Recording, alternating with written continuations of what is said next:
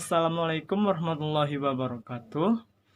Perkenalkan, nama saya Ade Kasantarino, Fakultas Ilmu Komunikasi, Universitas Teknologi Sumbawa. Di sini saya akan menjelaskan tentang tugas UAS Sosiologi Komunikasi.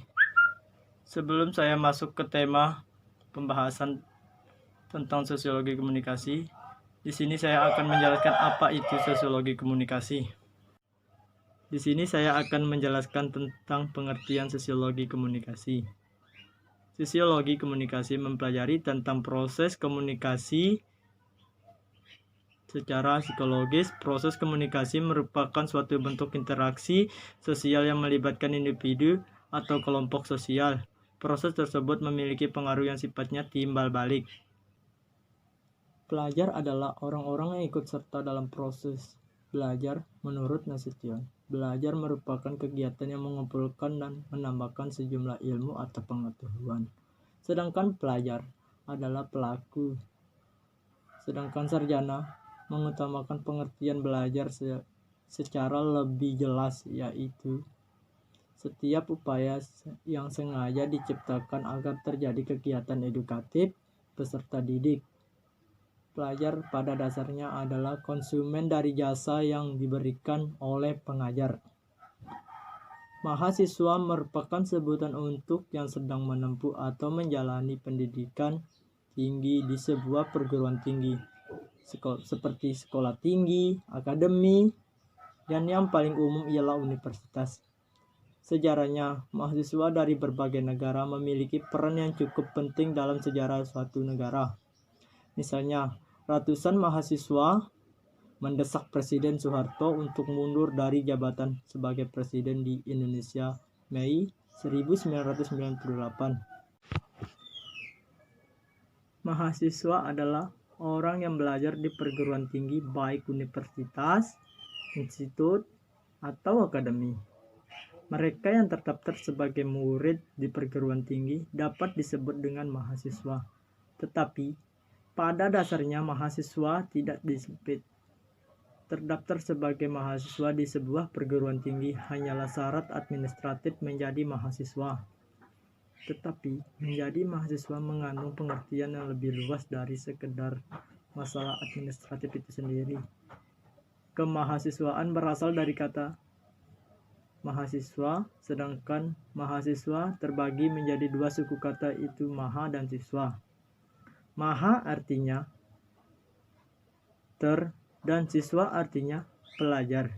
Jadi, secara pengertian mahasiswa artinya terpelajar. Maksudnya bahwa seseorang mahasiswa tidak hanya mempelajari bidang yang ia pelajari, tetapi juga menampilkan serta mampu menginovasi dan berkreativitas tinggi dalam bidang tersebut. Menyandang gelar sarjana, mahasiswa merupakan suatu kebanggaan sekaligus tantangan. Betapa tidak ekspektasi dan tanggung jawab yang diemban oleh mahasiswa begitu besar.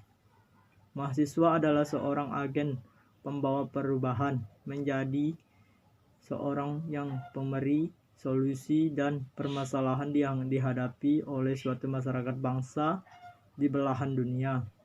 Pentingnya peran siswa atau pelajar bagi bangsa Indonesia tidak bisa dianggap remeh karena kita bisa merdeka. Salah satunya berkat perjuangan para pemuda pahlawan yang dahulu bahu-membahu berjuang demi NKRI. Ada 3 peran dan fungsi yang sangat penting bagi mahasiswa, yaitu yang pertama, peran moral. Dunia kampus merupakan dunia di mana setiap mahasiswa bebas memiliki kehidupan yang mereka mau. Disinilah dituntut suatu tanggung jawab moral terhadap diri masing-masing sebagai individu untuk dapat menjalankan kehidupan yang bertanggung jawab dan sesuai dengan moral yang hidup dalam masyarakat. 2 adalah peranan sosial. Selain tanggung jawab sosial individu, mahasiswa juga memiliki peranan sosial, yaitu bahwa keberadaan dan segala perbuatannya tidak hanya bermanfaat untuk dirinya sendiri, tetapi juga harus membawa manfaat bagi lingkungan sekitarnya. Ketiga, adalah peran yang intelektual. Mahasiswa sebagai orang yang disebut-sebut sebagai insan intelektual seharusnya dapat mewujudkan status tersebut dalam ranah kehidupan nyata. Dalam arti menyadari betulnya bahwa fungsi dasar mahasiswa adalah bergelut dengan ilmu pengetahuan dan memberikan perubahan yang lebih baik dengan intelektualnya yang ia miliki selama menjalani pendidikan. Sekian dari saya. Wassalamualaikum warahmatullahi wabarakatuh.